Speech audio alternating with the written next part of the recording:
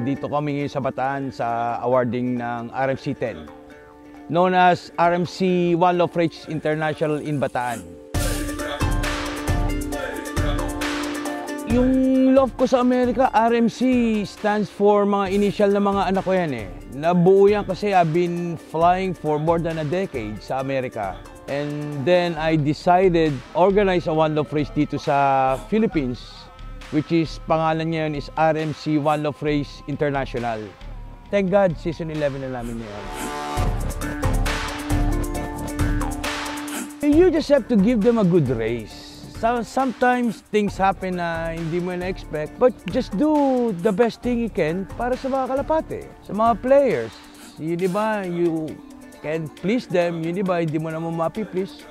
Just do your best. Sa One Love Race, you really have to do the selection-wise and conditioning ng mga breeder mo. And you have to have a good line. Sa athlete kasi, kailangan mo batakin eh. Hindi ka po pwedeng bine-baby mo eh.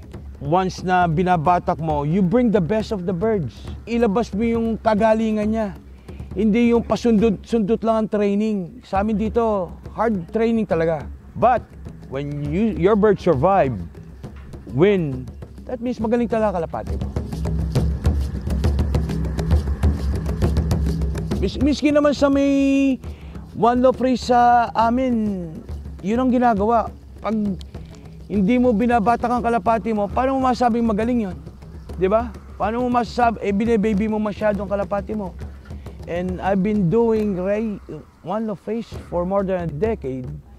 Tagal na rin ako nagkakalapate for more than 15 years, you know? Joining One Love Race for more than a decade also. So I know what's going on.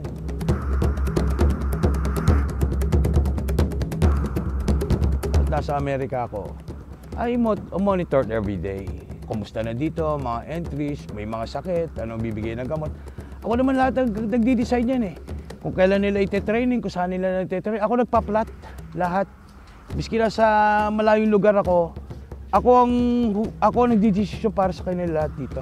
Everything from makuha namin ng kalapati the first day, doing the inventory, doing the trapping. Nakita mo naman yung cage namin doon. Meron kami nagtatrap, sinasanay namin sa big cage para masettle ang kalapate, para maano sa trapping.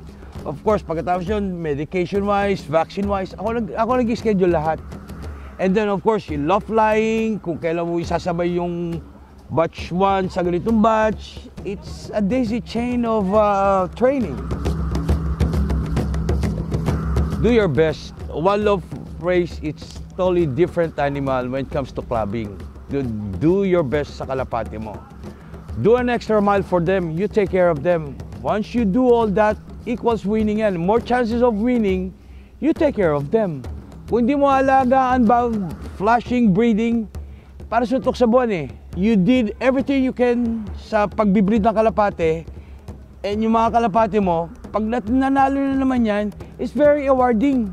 Yun ang hinahanap lagi natin at the end. It's the award na mabibigay sa atin. But it's not all about money. It's your passion.